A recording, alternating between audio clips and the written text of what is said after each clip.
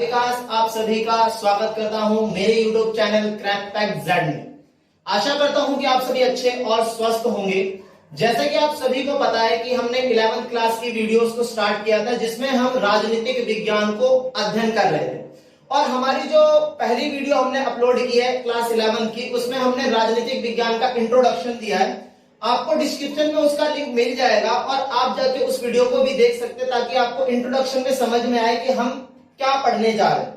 आज हम 11वीं क्लास की पुस्तक को स्टार्ट करेंगे। जो फर्स्ट वाली पुस्तक है, जो संविधान वाली पुस्तक है, उसको स्टार्ट करेंगे। और उसका जो पहला चैप्टर है, उसका पहला चैप्टर क्या है? संविधान क्यों और कैसे। हम चैप्टर को तो आगे पढ़ेंगे ही पढ़ेंगे, बट चैप्टर का यह विषय रखा ही क्यों गया, अर्थात चैप्टर का यह विषय या नाम रखा ही क्यों गया। तो हम ये पहले समझ लेते हैं कि यहाँ पे कुछ जो शब्द हैं, इनका अर्थ क्या है। एक शब्द है संविधान, एक शब्द है क्यों और एक शब्द है कैसे। तो संविधान का क्या अर्थ होता है? किसी भी बच्चे को या किसी भी स्टूडेंट को, जो भी हमारी वीडियो देख रहा है, इस बात का सदैव ध्यान रखें कि चीजें रटने पर फोकस ना करें। कोशिश करें कि चीजों को इस तरीके से आप समझें कि आपको कभी रटने की जरूरत ही ना पड़े। तो आप कैसे कर सकते हो कि जब आप संविधान की व्याख्या करोगे, कि भाई आपको प्रश्न आ गया कि संविधान क्या है, तो आप कैसे लिखोगे? संविधान एक लिखित दस्तावेज है। कैसा है? लिखित है। और क्या है? दस्तावेज है। एक लिखित दस्तावेज है जिसमें क्या है? नियम और कानूनों का क्या किया गया है? संग्रहण किया गया या फिर संग्रह किया गया। और इन्हीं चीजों से किसी भी देश के प्रशासन को चलाया जाता है। अर्थात अगर आपसे कोई पूछ ले कि संविधान क्या है और आपको प्रॉपर डेफिनेशन याद नहीं भी आ रही, तो आप क्या करोगे? तो आप ऐसा कर सकते हो कि आप जो संविधान की व्याख्या बताओगे किसी को भी, तो उसमें ये 4 शब्द होना बहुत जरूरी है कि जो संविधान है वो एक ऐसा लिखित दस्तावेज है जिसमें नियम और कानूनों को लिखा जाता है, जिससे देश को चलाया जा सके। अर्थात संविधान एक ऐसा लिखित दस्तावेज है जिसमें नियम और कानूनों का संग्रह है, जिससे देश के प्रशासन, देश की स्थितियों को आगे चलाने का प्रयास किया जाता है। रटने की कोई जरूरत नहीं है, इन 4 शब्दों को आप याद रखें। एक बार दोबारा आपको बता रहा हूं, संविधान एक ऐसा लिखित दस्तावेज है जिसमें नियम और कानूनों का संग्रह है, जिससे देश को चलाया जाता है।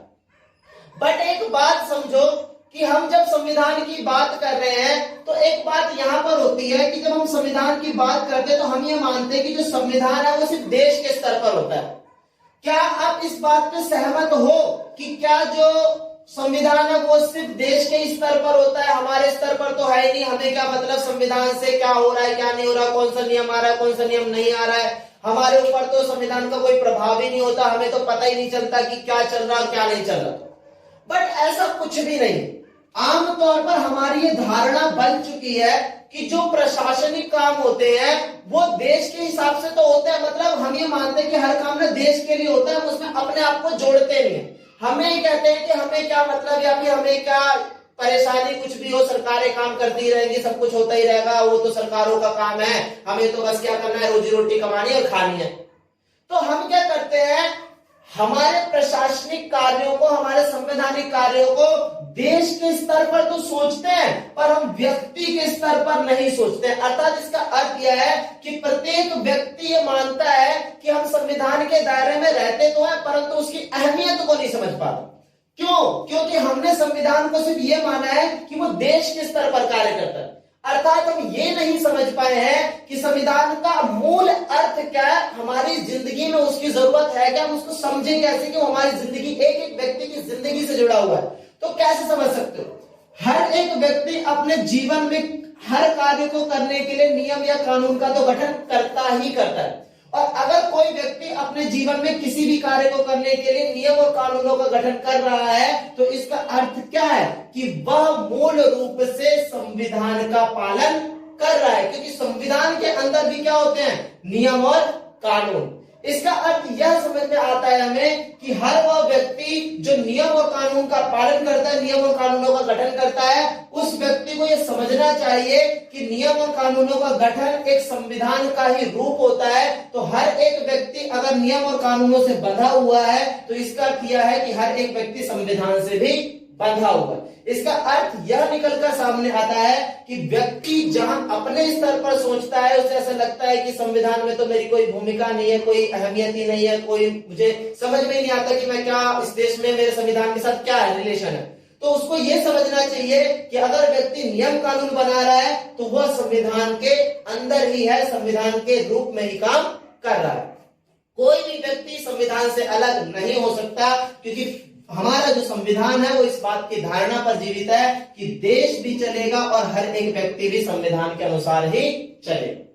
अगर हम क्यों पर बात करें कि क्यों, तो क्यों का अर्थ मूल रूप से होता क्या है? क्यों का अर्थ होता है आवश्यकता, आवश्यकता। अर्थात जब भी आप क्यों का प्रयोग करते हो तो हमें क्या समझ में आता है कि आपको किसी न किसी चीज की आवश्यकता है। तो कैसे अब हो गया संविधान क्यों, अर्थात संविधान की आवश्यकता क्यों है, राष्ट्र को संविधान की आवश्यकता क्यों है, जरूरी क्यों, क्या बिना संविधान के राष्ट्र चल नहीं सकता? तो ये हम चैप्टर के अंदर डिस्कस करेंगे कि आखिरकार संविधान जरूरी क्यों है।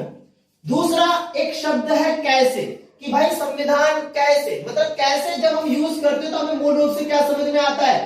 तरीका समझ में आता है कि संविधान को बनाने के क्या क्या तरीके होंगे, संविधान को कैसे कैसे बनाया गया होगा, पहली मीटिंग कब की गई होगी, दूसरी मीटिंग कब की होगी, कितने लोग बैठे होंगे, कैसी सभा होगी, किसने क्या बोला, कौन कौन से पढ़ा हुआ है। तो हम जब संविधान का अध्ययन करेंगे तो वो सारे तरीके पढ़ेंगे कि हमने अपने संविधान को कैसे कैसे करके आगे बनाने का प्रयास किया है और कैसे कैसे करके उसको पूरा करने का प्रयास किया है। तो इस तरीके से हमने ये समझा कि संविधान क्या है, क्यों का अर्थ क्या है और कैसे का अर्थ यहाँ पे क्या है। इसके बाद मैं आपको चैप्टर के अंदर के कुछ बेसिक्स पॉइंट ही बताऊंगा, फिर उसके बाद हम चैप्टर को शुरू करेंगे। जैसे कि अगर आप बेसिक पॉइंट्स की बात करें तो पहला ये मैं आपको बता दूं कि हमारा जो संविधान है उसको बनने में समय कितना लगा, हमारे संविधान को बनने में समय कितना लगा। तो हमारे संविधान को बनने में लगभग 2 साल 2 ईयर 11 मंथ और 18 डेज लगे, मतलब 2 साल 11 महीने 18 दिन लगे हमारे संविधान को बनने में। साथ ही साथ आप ये पूछ सकते हो कि हमारा जो संविधान है कब बन गया।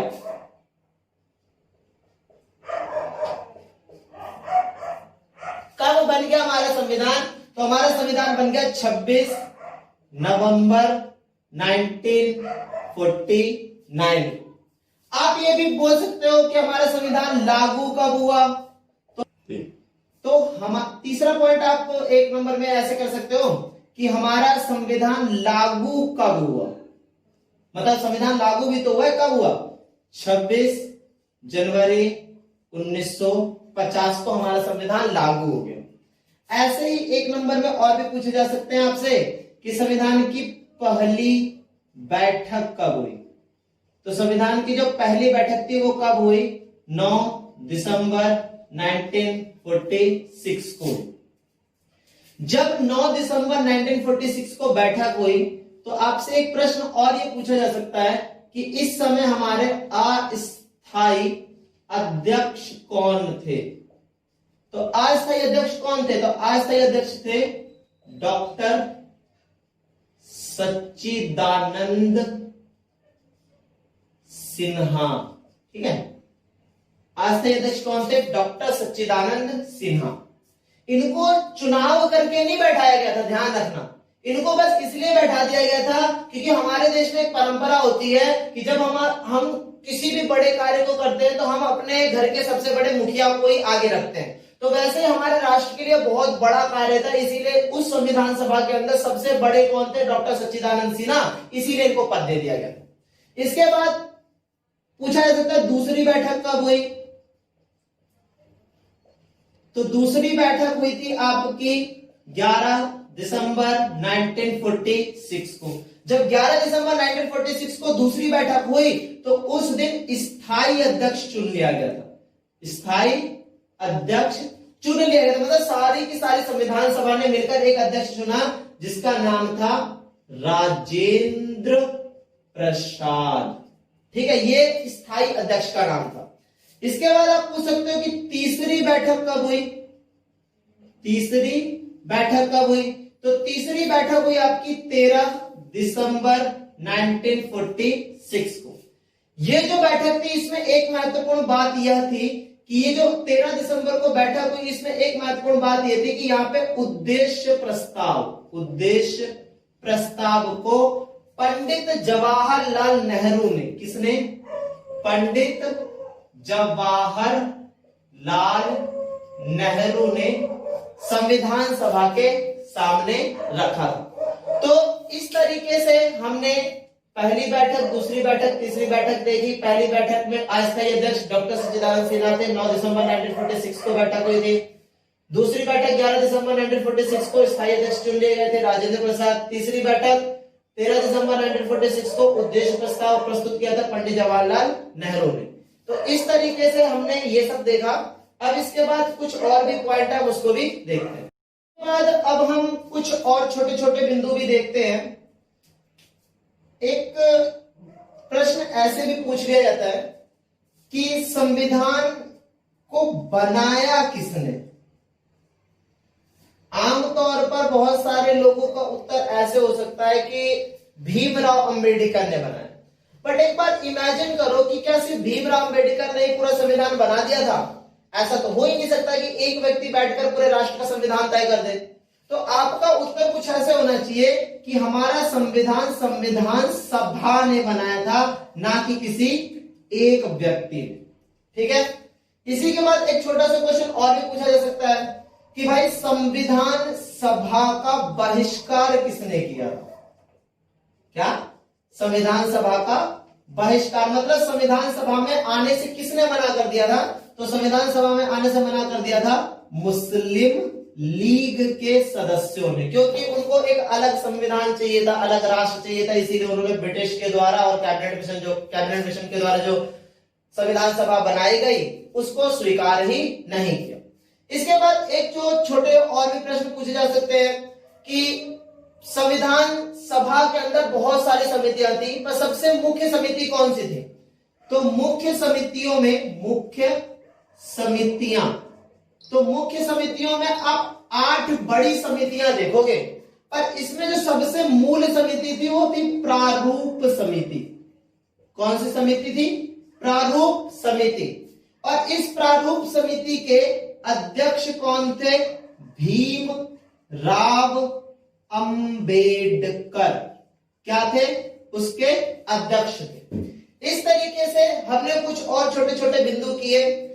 एक दो बिंदु और भी हैं, छोटी छोटी सी बातें और भी हैं, यहां पे कर देता हूं। संविधान सभा की मांग अर्थात संविधान सभा की मांग सबसे पहले किसने की थी? तो संविधान सभा की मांग सबसे पहले महात्मा गांधी ने की थी 1922 के अंदर। फिर एक क्वेश्चन ये भी पूछा जा सकता है कि संविधान सभा के अंदर शुरुआत में कितने सदस्य थे? तो सदस्य स्टार्ट में कितने, जब संविधान सभा पहली बार बैठी थी तब कितने सदस्य थे? तो टोटल थे 389। और अंत में एंड में जब संविधान लागू हुआ 26 जनवरी 1950 में, तो उस दिन कितने थे? तो उस दिन आप बताओगे 284। एक और बात ये भी पूछी जाती है कि जब हमारा संविधान लागू हुआ तो उस समय कितने अनुच्छेद, कितने भाग और कितने अनुसूचियां थी? तो अनुच्छेद थे 395, अनुसूचियां थी 8 और भाग थे 12। तो जब हमारा संविधान लागू हुआ तब ये स्थितियां हुआ करती थी। बट मैं आपको एक बात बताऊं कि जब हमारा संविधान बन गया था 26 नवंबर 1949 को, तो उस दिन भी काफी सारे प्रावधानों को लागू कर दिया था। ऐसा नहीं था कि 26 जनवरी को ही हमारा पूरा संविधान लागू। कुछ जो जरूरी तत्व थे उनको हमने 26 नवंबर 1949 को ही लागू कर दिया। इसके बारे में हम आगे चर्चा करेंगे। और ये सब जो मैंने आपको पॉइंट छोटी छोटी बातें जो बताई, ये सब आपको 1 नंबर में आती हैं और एमसीक्यू टाइप्स में भी आ सकती हैं। तो इन सब चीजों को आपका ध्यान रखना है। इसके बाद 1 नंबर के जो प्रश्न तो लगभग हमारे हो चुके हैं। अब जो बड़े बड़े नंबरों के क्वेश्चंस हैं उनके आंसर हम देखेंगे।